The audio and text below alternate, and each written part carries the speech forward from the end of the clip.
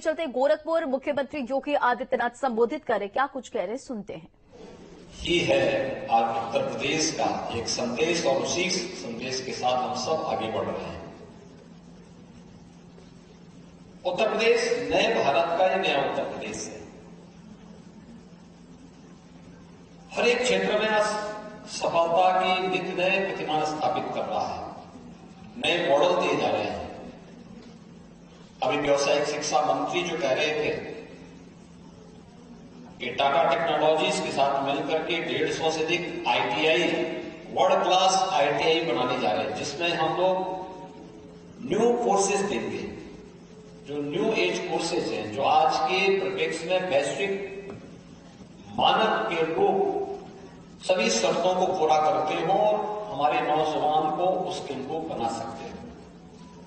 एक छोटा सा उदाहरण आपके सामने है। पिछले दिनों मुझे इस बात की जानकारी जब मिली थी कि दुनिया के अंदर बहुत सारी जगह कुशल और योग्य युवाओं की आवश्यकता है, अलग अलग फील्ड में। तो मैंने तब व्यावसायिक और कौशल विकास विभाग से कहा, मैंने कहा ये काम करो कि उन सभी संबंधित एम्बेसी से संपर्क करो,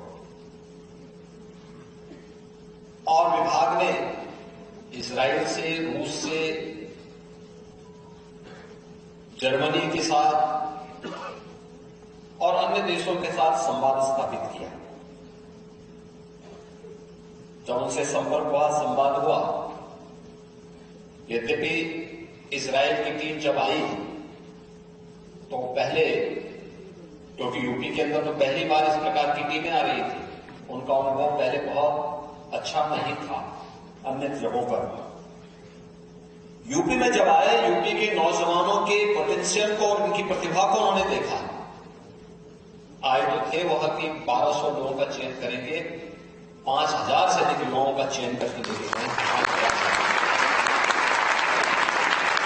इस्राइल में रहने की व्यवस्था फ्री, खाने की फ्री और लगभग 1.5 लाख रुपए महीना उनको अतिरिक्त वे लोग देंगे।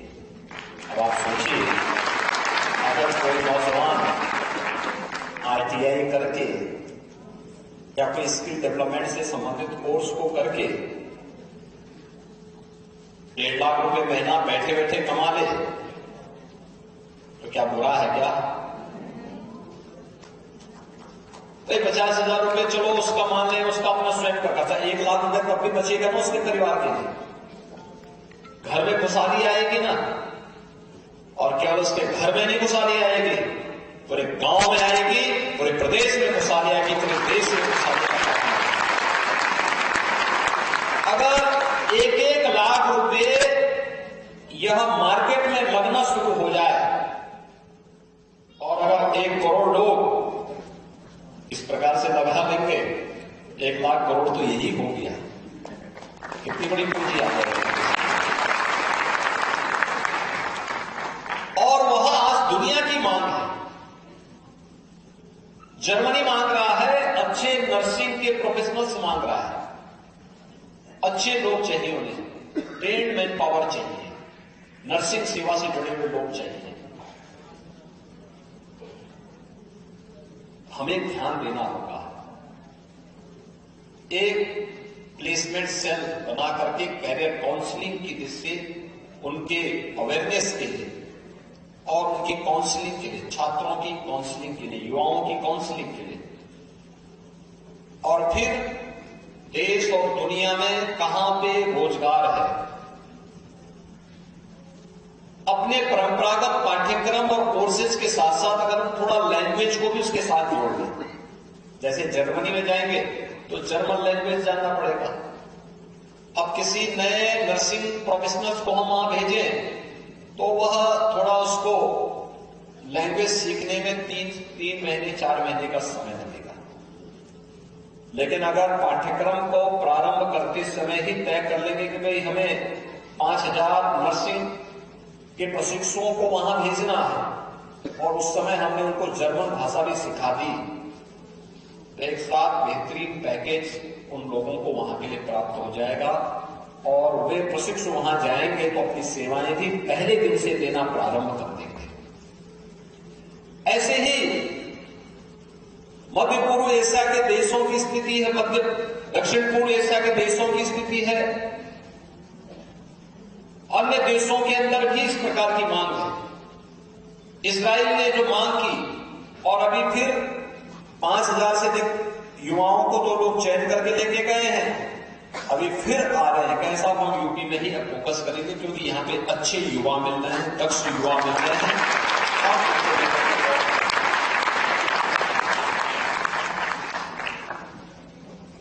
यानी एक प्रयास है ये।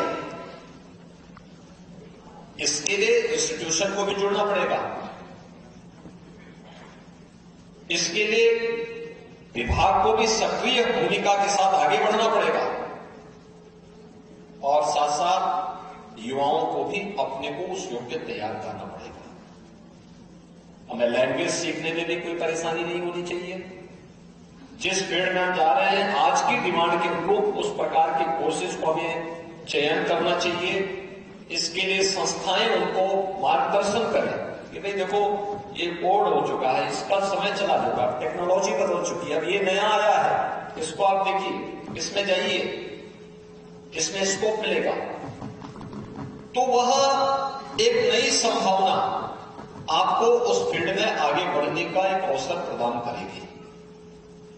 इन अवसरों का लाभ लेना एक।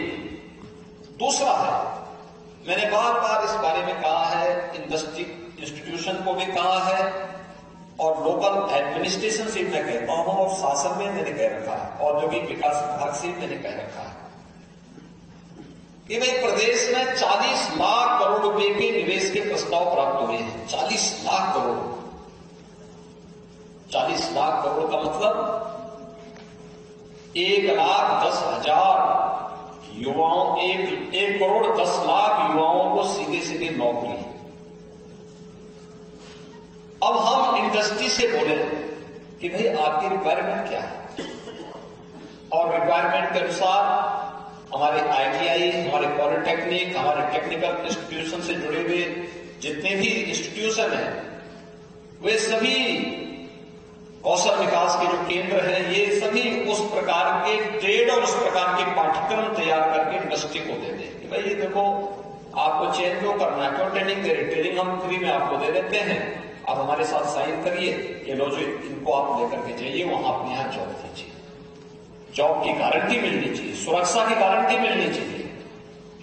ये युवा वहां बेहतर करेंगे, बेहतर परिणाम देंगे और उनकी ट्रेनिंग के साथ अगर आप जोड़ देंगे और ट्रेनिंग के दौरान आप इस बात को देखें, उसमें सुनिश्चित करें, एक हम उस दिशा में प्रयास करें। दूसरा इस बात को देखें, अब तो सरकार ने उसमें और भी अच्छी व्यवस्था दी है कि अतिरिक्त ट्रेनिंग लेने के लिए अगर उन बच्चों को इंटर्नशिप करना है और कोई कार्यक्रम करना है, उस दौरान हमारा प्रयास होना चाहिए कि PM इंटर्नशिप स्कीम या CM इंटर्नशिप स्कीम के तहत अगर हम उसको जोड़ करके उन्हें किसी इंडस्ट्री के साथ, किसी इंस्टीट्यूशन के साथ हम युवाओं को जोड़ते हैं, आधा मानदेय वह इंस्टीट्यूट या वह इंस्टीट्यूशन या वह इंडस्ट्री देगी, आधा गवर्नमेंट देगी, तो अपनी पढ़ाई के दौरान ही वह युवा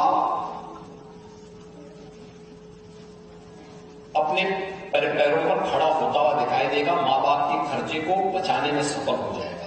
मेरा माँ बाप की तो एक सीमा होती है, कैसे कब तक देगा, उनके और भी खर्चे हैं, परिवार में और भी भाई बहन होंगे, परिवार के और भी खर्चे होते हैं, उनके और भी सपने होंगे।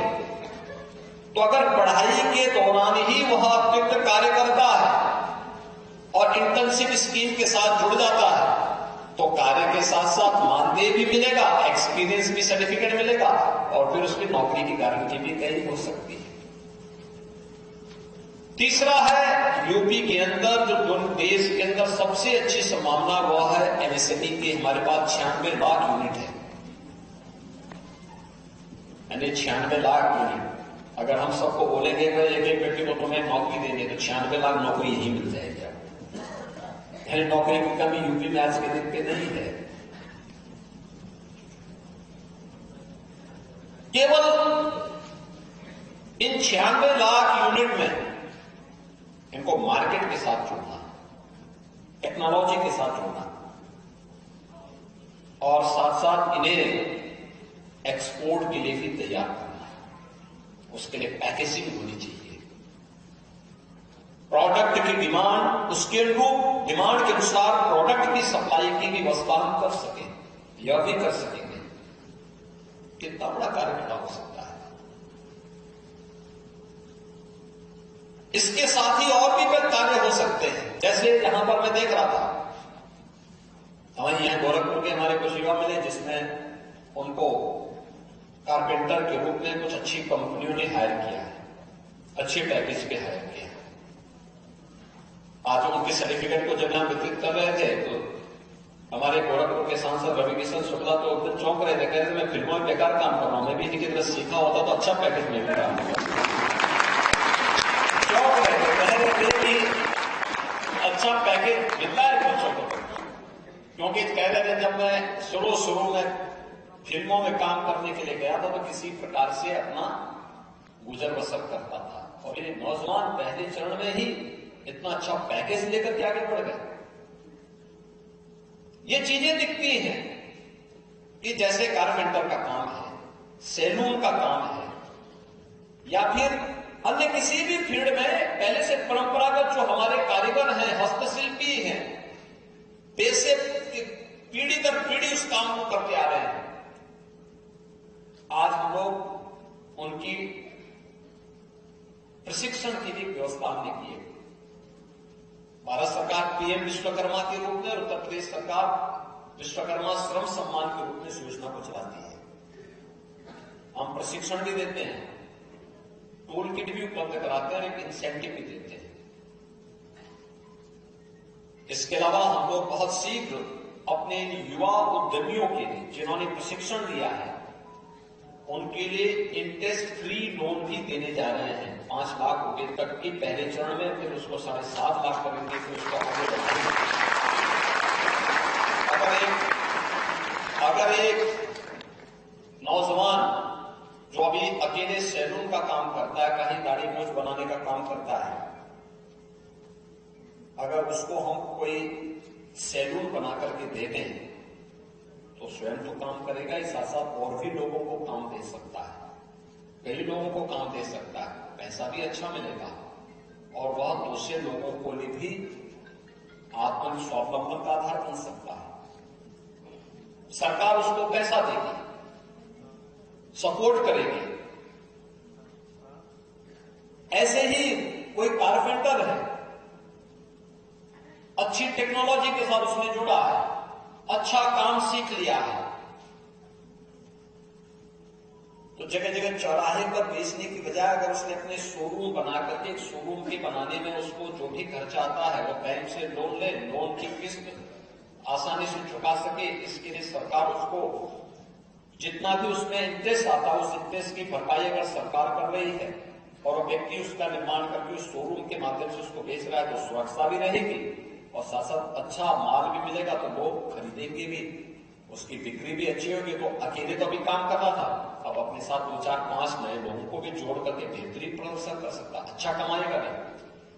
सरकार युवा उद्यमियों के लिए एक नई पैकेज की घोषणा करने जा रही है, लाखों नौजवान इसके साथ जुड़ सकते हैं, सीएम इंटर्नशिप स्कीम के साथ भी और इस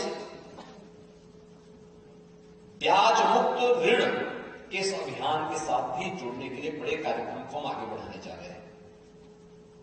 पिछले 5-7 वर्षों के अंदर जो प्रयास प्रारंभ हुआ उसका परिणाम क्या था? आज प्रधानमंत्री मोदी जी के विजन के अनुरूप जो कार्यक्रम प्रारंभ किए गए उसका परिणाम क्या था? पहले यूपी में लोग पैसा तो जमा करते थे बैंक में, लेकिन वो पैसा यूपी में खर्च नहीं हो पाता था। हमारा जो शेड्यूल रेशो था वो मात्र 42% था, आज यह बढ़कर के 56% हो गया है। यानी पहले 1 रुपया जमा होता था तो मात्र 42 पैसा यहां खर्च होता था। आज अगर 1 रुपया जमा हो रहा है तो उसमें से 56 पैसा यहां यूपी में ही खर्च होता है और यूपी का नौजवान व्यवसायी जब पैसे को यूपी में खर्च करता है तो यूपी के ही विकास में योगदान देता है। और इसी सब प्रयास का परिणाम है कि यूपी आज छठी अर्थव्यवस्था से उभर करके बीमारू राज्य की श्रेणी से उभर करके आज देश की नंबर 2 की अर्थव्यवस्था बन चुका है और अगले 5 साल का लक्ष्य है कि यूपी को देश की अग्रणी अर्थव्यवस्था के रूप में स्थापित करना है। इसमें आप सभी युवाओं की बड़ी भूमिका होगी और मैं इसीलिए सभी इंस्टीट्यूशन से कहूंगा, प्रदेश भर के जितने भी हमारे आईटीआई हैं, पॉलिटेक्निक हैं, इंजीनियरिंग कॉलेजेज हैं, विश्वविद्यालय हैं या महाविद्यालय हैं, वे युवाओं की स्किल मैपिंग भी करें। देखें युवा में क्या क्षमता है, क्या कर गुजरने की उसकी आगे की प्रवृत्ति है, कैसे वो आगे काम कर सकता है, कैसे उसको गाइड किया जा सकता है। राष्ट्रीय शिक्षा नीति इस दिशा में आपके लिए मंच का काम करेगी, एक नया प्लेटफॉर्म का काम करेगी, क्योंकि इसमें परंपरागत पाठ्यक्रम के साथ साथ आपको किसी एक ऐसे पाठ्यक्रम को जब आप अपने महाविद्यालय से, अपने कॉलेज से या अपने किसी भी संस्थान से बाहर निकलेंगे तब आपको किसी के पास हाथ फैलाने की, बल्कि आप जब जाएंगे तब आपके पास अपनी जॉब होगी या अपने पैरों पर खड़ा होने की सामर्थ्य होगी। इस प्रकार की स्थिति राष्ट्रीय शिक्षा नीति प्रधानमंत्री मोदी जी के विजन के रूप आज करने जा रही है और इसके लिए मैं आह्वान करूंगा कि हमें उस प्रकार के पाठ्यक्रम के साथ जुड़ना, उस प्रकार के कार्यक्रमों को आगे बढ़ाना। अब इसी का परिणाम है टेक्नोलॉजी इसमें बहुत सहायक कर सकती है, बहुत सारी चीजें इसमें आगे बढ़ रही है, अलग अलग फील्ड में नई चीजें हम दे सकते हैं। मांग क्या है दुनिया के अंदर, डिमांड क्या है, डिमांड के अंदर फिर सप्लाई करनी जाए। भारतीय मार्केट की डिमांड क्या है, उसके अनुरूप हम अपने आप को तैयार करें। यूपी की मार्केट की डिमांड क्या है, यूपी के लोगों की आवश्यकताएं और उनकी अपेक्षाएं क्या है, उसके अनुरूप अपने आप को तैयार करना। और यही नहीं, हम उसके अनुरूप अगर अपने आप को तैयार कर पाएंगे तो अनएम्प्लॉयमेंट रेट को, जिसको हम 19% से अधिक था जब हम 17 में आए थे, आज ये मात्र 2% तक है और इसको भी और न्यूनतम स्तर तक पहुंचा करके उत्तर प्रदेश के हर युवा के हाथ को काम देने में हम सफल हो पाएंगे। कितनी बड़ी संभावना यूपी में एग्रीकल्चर के फील्ड में, एमएसएमई के फील्ड में, विश्वकर्मा श्रम सम्मान के फील्ड में, इंडस्ट्रीज के फील्ड में और जीवन के अलग अलग क्षेत्र में अलग अलग कार्य हैं। उन सभी को मैं यहां पे व्यावसायिक और कौशल विकास विभाग से इस बारे में जरूर कहूंगा कि जितने युवा आए हैं इनका रजिस्ट्रेशन हो, जिनका प्लेसमेंट हो चुका है। कुछ लोगों की समस्याएं जरूर होगी, जो यूपी में है उनके लिए दिक्कत नहीं, लेकिन यूपी के बाहर जाने में उन कुछ नौजवानों को समस्याएं हो सकती, देखना की आवश्यकता है।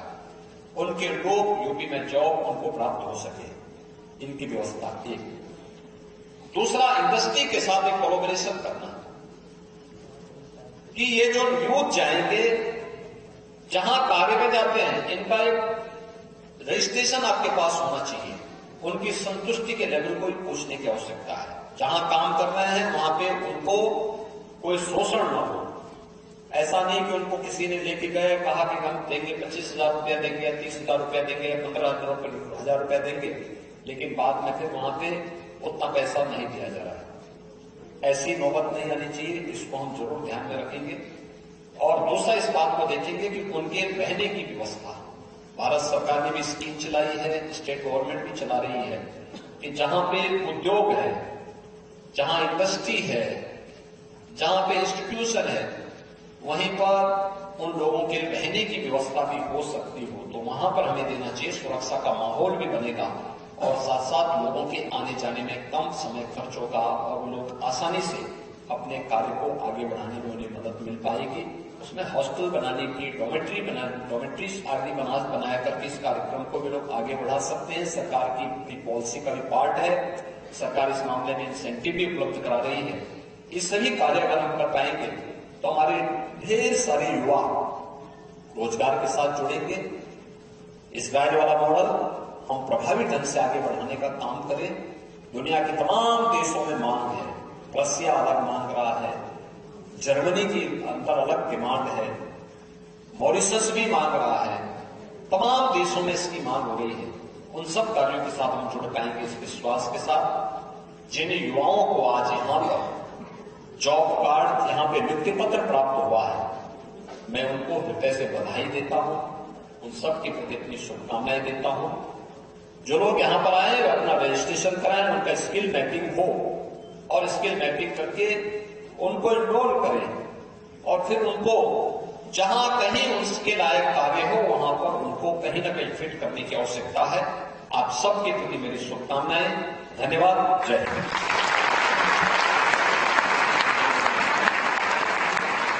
गोरखपुर में रोजगार मेले का आयोजन किया गया और इसी दौरान मुख्यमंत्री योगी आदित्यनाथ ने युवाओं को नियुक्ति पत्र सौंपे। इसके साथ ही कार्यक्रम को संबोधित किया। इसके साथ ही उन्होंने ये भी बताया कि किस तरीके से लगातार प्रदेश के विकास के लिए प्रदेश सरकार काम कर रही है और युवाओं को रोजगार देने के लिए क्या कुछ योजनाएं चल रही हैं। तो फिलहाल यहां रुकेंगे ब्रेक के लिए।